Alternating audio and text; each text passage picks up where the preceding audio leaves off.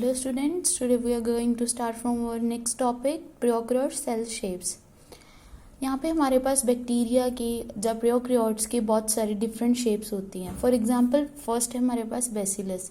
Bacillus कहते हैं rod shape का होता है, like this one. Coccus is spherical in shape. Spiral shaped में हमारे पास कौन से, spirillum and the spirochete. Spiral with the flexible cell wall and the axial filament.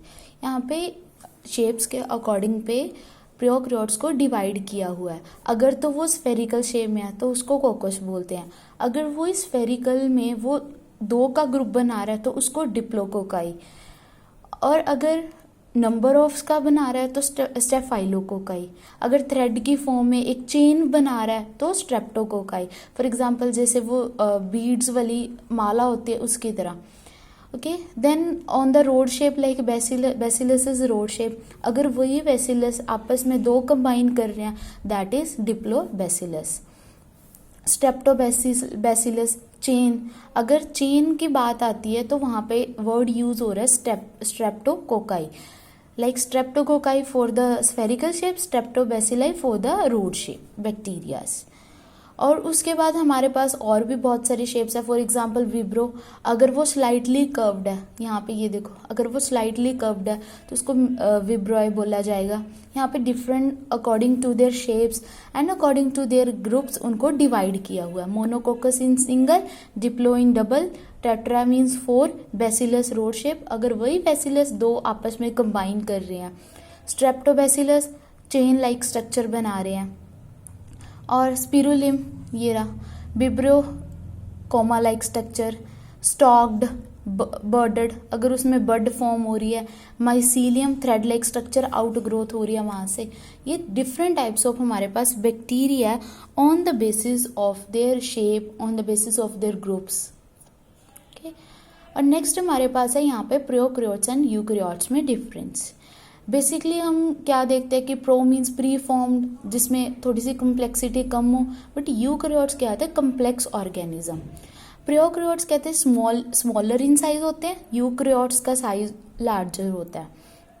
Prokaryote cell has one envelope organisations means इसमें single like cell wall present है. इसमें two envelope means अगर eukaryotes की हम बात करते हैं वहाँ पे डबल लेयर्ड जो हमारे पास ऑर्गेनेलीज प्रेजेंट होते हैं.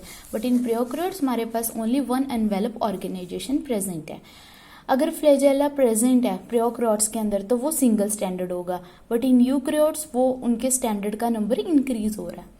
प्रोकैरियोट्स के अंदर न्यूक्लियस एब्सेंट है. और अगर न्यूक्लियस एब्सेंट है उस जहाँ पे भी डीएनए हमारा लोकेटेड है उस रीजन को हम न्यूक्लियोइड बोलते हैं.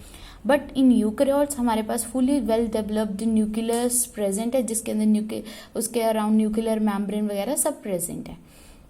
प्रोकैरियोट्स के अंदर सेल वॉल प्रेजेंट है. इन यूकैरियोट्स सेल वॉल अगर प्रेजेंट है तो वो किस में प्रेजेंट होगी, only in the plant cell. इसमें सेल वॉल में क्या प्रेजेंट है, एक acid muramic acid. In eukaryotes that is absent.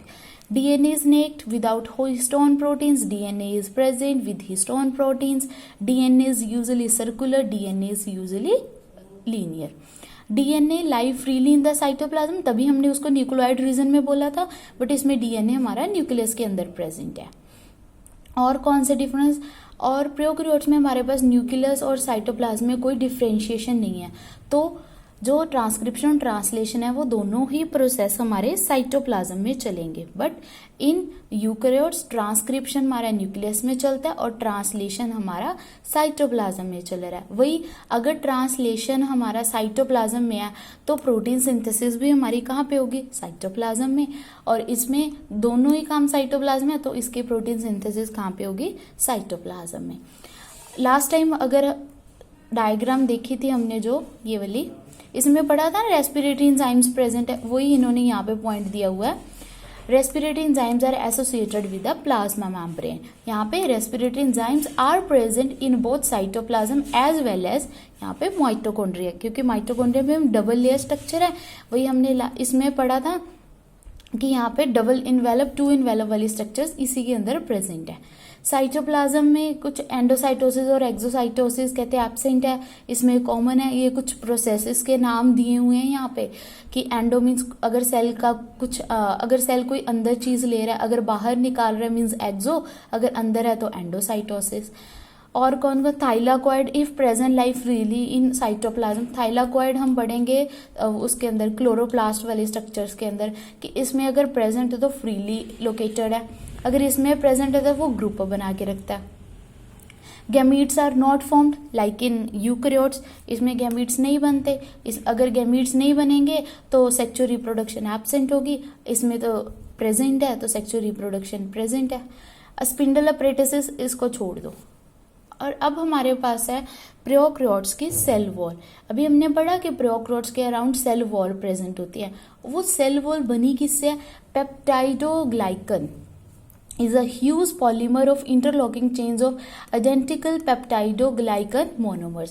Means monomer means single unit का ही, जैसे पेप्टाइडोग्लाइकन है, दीवार होती है हमारे पास, वो ब्रिक्स के साथ बनी होती है, वैसे ही अगर हम सिंगल ब्रिक को नाम देंगे वो क्या है? एक मोनोमर है। पेप्टाइडोग्लाइकन का मोनोमर है, वही आपस में ज्वाइन होकर पूरी सेल की जो वॉल बना रहा है। Provide rigid support with freely permeable to solutes, कहते हैं स्पोर्ट प्रोवाइड करते हैं सेल को, प्लस क्या फ्रीली परमिएबल है, मीन्स कुछ भी सल्यूट्स के लिए फ्रीली सल्यूट्स अंदर बाहर जैसे भी आ जा सकते हैं।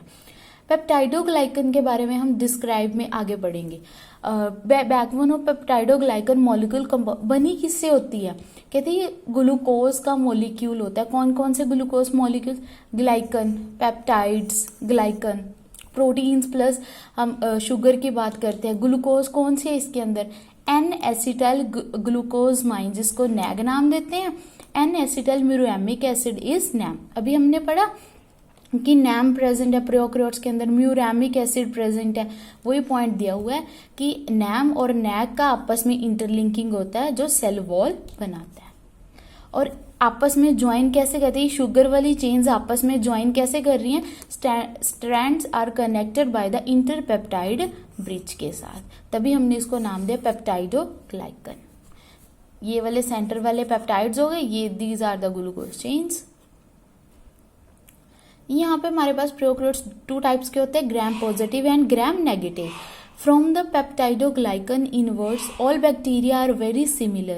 Going further out, bacterial world divide into two major classes. कौन कौन सी? Gram positive and the gram negative. Gram positive और नेगेटिव में सिंपल सा डिफरेंस ये होता है कि जो ग्राम नेगेटिव है उसके अराउंड एक लेयर प्रेजेंट होती है उसके अपर साइड पे, जिसको नाम देते हैं, बनी किसके साथ होती है? वो लिपोपोलीसेकेराइड के साथ। जैसे अंदर की साइड प्लाज्मा मेम्ब्रेन, उसके ऊपर कौन से? Cell wall. सेल वॉल के ऊपर भी एक और लेयर प्रेजेंट है लिपोपोलीसेकेराइड्स की। वो किसके अंदर प्रेजेंट है? Only gram negative, but in gram positive that is absent. ये यहाँ पे दिखा रखे डिफरेंसेस स्ट्रक्चर्स के बीच में। यहाँ पे अभी लास्ट में हमारे पास है डिफरेंस इन द यूकैरियोट के plant cell and animal cell के अंदर। These are the structures of plant cell and animal cell. आप यहीं से कर सकते हो, ये बुक की ही डायग्राम्स है। डिफरेंस कौन कौन से? प्लांट सेल में सेल, पहले तो सबसे पहला सेल वॉल जो प्रेजेंट होती है, एनिमल सेल में जो सेल वॉल है वो एब्सेंट होती है। इसकी एक डेफिनेट फॉर्म होगी, मतलब एक शेप होगी, इसकी नहीं होगी। It is usually larger in size, it is smaller in size. It cannot change its shape. क्यों नहीं अपनी शेप चेंज कर सकता? क्योंकि इसके अराउंड सेल वॉल प्रेजेंट है। An animal cell can often change its shape. It cannot change its position or move about. Many cells can change position, move about. Plastids are found in plant cell. Plastids are usually absent. इसमें chlorophyll present होगा, इसमें absent होगा। और कौन कौन से? Mature cell has large central vacuole. Plant cell के अंदर सेंटर की तरफ एक लार्ज सेंट्रल वैक्यूल प्रेजेंट होता है, बट इन एनिमल सेल वो साइड एन एनिमल सेल में हैव मेनी स्मॉल, छोटे छोटे वैक्यूल्स प्रेजेंट होंगे। कहते हैं nucleus lies on one side in the peripheral cytoplasm due to, nucleus side की तरफ चला जाता है क्योंकि सेंटर में क्या आ जाता है? आपका वैक्यूल, बट इसमें जो न्यूक्लियस है वो सेंटर में ही रहेगा। माइटोकॉन्ड्रिया कम हो गए, इसमें ज़्यादा होंगे नंबर से। और कौन कौन से centrioles usually absent, centrioles present. The cell can not take part in phagocytosis, means cell eating में हेल्प नहीं कर सकता, but in animal cell it is quite common.